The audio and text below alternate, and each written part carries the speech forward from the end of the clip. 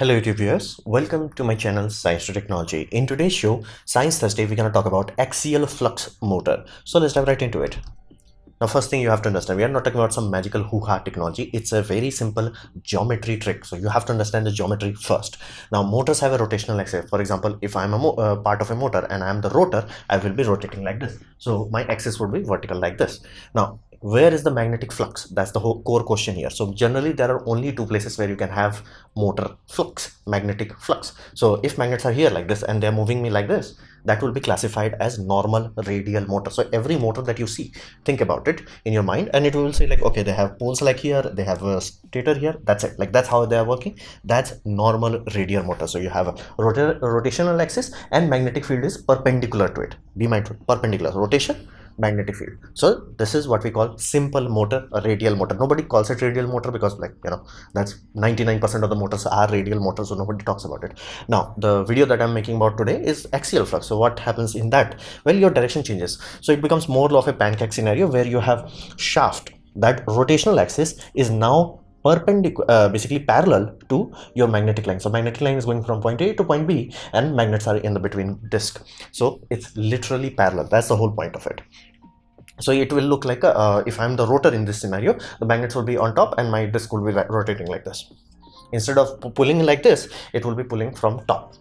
So that's the whole point of it. Rotational axis will be aligned with the magnetic flux line. That's why we call it axial flux motor. So many times people will simply call it axial motor. Now, how do we construct this sort of magical thing? Well, it's surprisingly simple and it has been made for like hundreds of years, but it was never like, mass produced, so to say. It's like, it's a design that somebody figured it out like long ago, but nobody, took it. Like there was no actual advantage in this. So if you type pancake motor, some pancake motors are this exact motor design.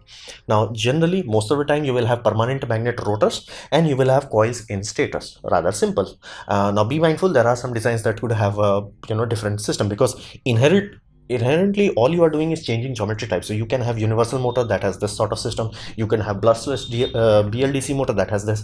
You could even have a induction motor. I do not know like somebody has built it or not, but it would be feasible because all you are changing is directionality, not changing anything else. You are just changing the geometry.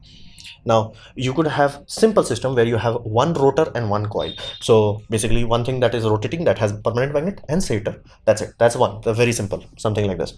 And then you can have, like, in case you want more power out of it, you could have magnets, because if you make a disk magnet, magnetism would be always be on the both side. You can try a Hall backed array to improve on one side, but it still will never be as efficient as having utilizing on both sides. So you will have one disk that will have magnetic field will go from both sides, north and south, and then you're gonna have two stators from the both sides. That will provide much more torque. Like you are talking about some serious amount of horsepower if you do this design. And then like you should not have to stay at that design. What if you packed multiple of it? There are some variant where you have multiples of this. So if you want really high power, you can go this route. And because magnetic field is so close to where the magnetic field is supposed to be, as in like your rotating part and stator part, they are so close to each other, and it's not like acting on a diameter, it's directly acting on the whole surface. Its coupling efficiency much higher, so you get more power out of it. And if you really want, you can make it ironless or coreless. What does that mean? That simply means you will have coil without any stator element, where you have laminates, so to say, on top of which you're gonna make coils. So you can just have simple coils. And some designs are so sophisticated that they utilize multi-layer PCB just to achieve this. That's it. Like you won't even need to physically build it. You can just mass produce the PCB and have a motor on top of it. Of course, you still need bearings and all that jazz, but you get the point. You can make it very slim. That's why we call it pancake motors. Now, what's the benefit of this? Like if 99% of the motor that you use in your day-to-day life, if it's working, if it's amazing, why the hell we want to do this? Well, reality applies very high power to weight ratio. Now, till this point, there was no actual need for that. Like, yes, your locomotive does need a huge ass motors, but they also have a lot of space. They're like, these motors are huge, as in this big, for around 1 megawatt, as in like 1000 kilowatts, so to say.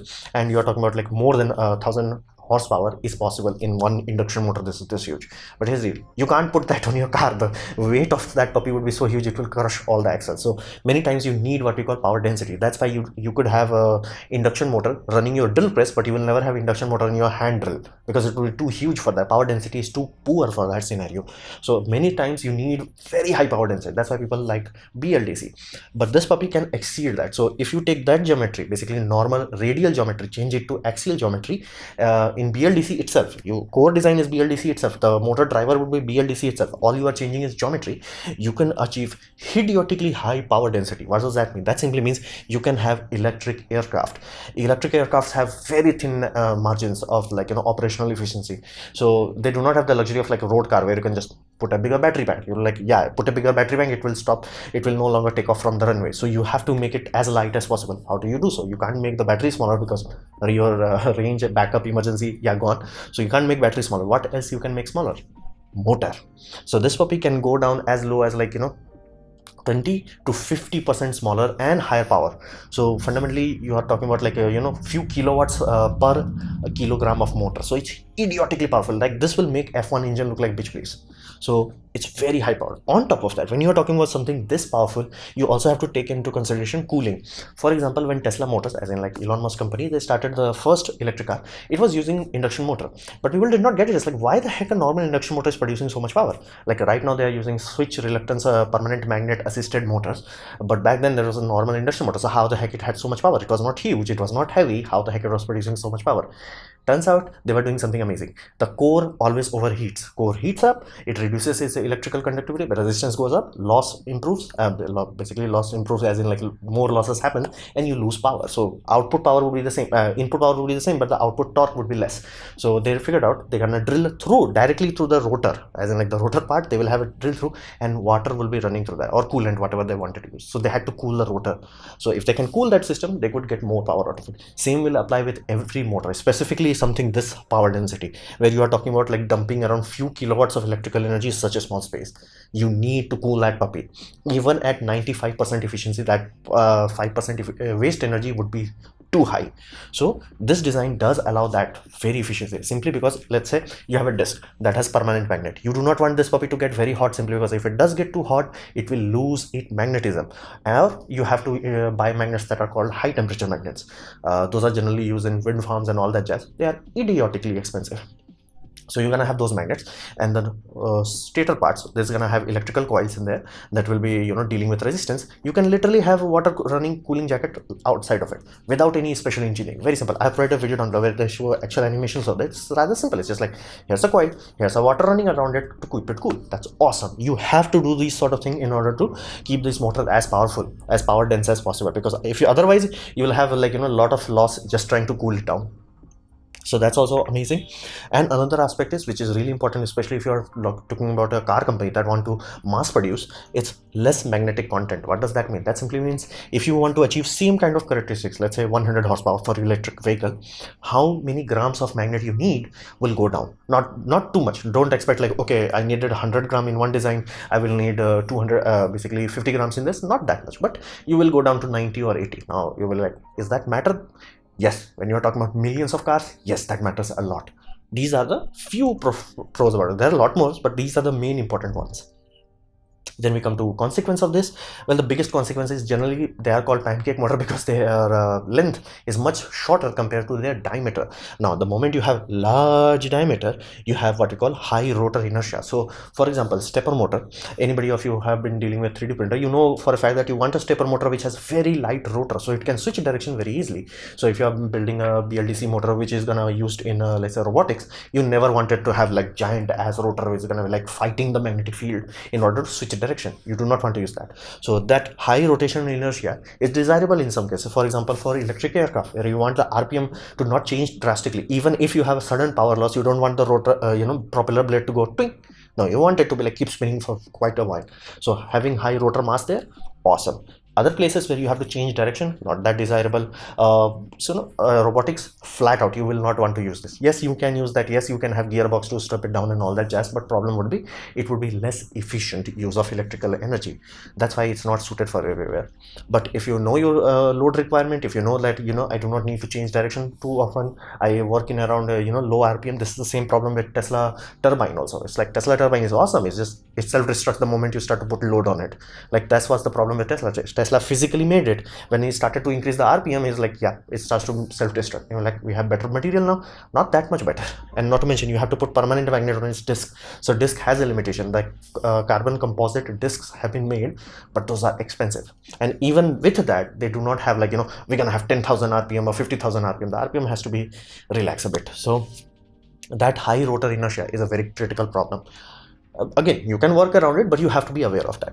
Then we come to another aspect. Is like it's a new and complex manufacturing. Yes, it is true that it has been like the design has been on the books for like, let's say, 100 years, but point is nobody mass produces, so nobody knows how to make this sort of status, or even in coilless system how to make it more efficient, or basically we do not know the mass production aspects of it. Yes, there are companies that can mass produce like 100 or 500 of it, and they have been used in electric aircraft, so that's an absolute thing. Yes, there are companies, I have provided a video link down below, which can like mass produce it, but like that mass production is like few thousand pieces, not like 50 million of induction motors that we mass produce. So there are some serious limitations. Rotor inertia is very limiting, especially for dynamic things. And then we come to manufacturing, it's very complex at this point in time. So what we can expect in the future, one thing you have to understand, this is a common thing I have noticed in my channels. It's like many times comments are like, if this is so amazing, why don't we use it everywhere? Right? That's a wrong approach. The right approach will be right tool for the right job. For example, I specified the high power density is really useful for let's say electric aircraft. Is it useful for car? Technically yes. If you want to make high performance car, the same rule applies. Every gram of weight you will save improves your car handling because inertia is less. So that's awesome. But here's the deal, would you pay for it? Then you will be like, oh yeah, do I really want to pay for that?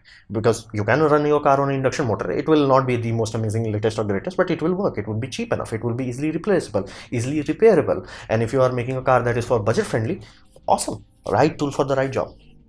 Another aspect that's not suited for everything, like you never it's very unlikely that you're gonna ever see this sort of motor used in any sort of a CNC machine. Then we come to another aspect. Yes, it can play a very important role in EV industry, for example trucking industry, because they do need idiotically high power dense units. That would be awesome. And if they save motor size by 20% or 30%, those motors are big and heavy, so that weight can go into battery department. That would be awesome.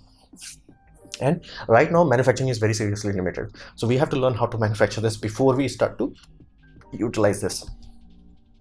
So this was my presentation on axial motor designs. Hopefully you have liked it, learned from it. In that case, please click the like button, share it amongst your friends. That will help me a lot. If you didn't like it, didn't enjoy it, I urge you to press dislike. Press it twice to show me extra disappointment. Please leave a comment because I do try to reply to all of them. Subscribe, press the bell icon if you're free, and as always, thanks for watching.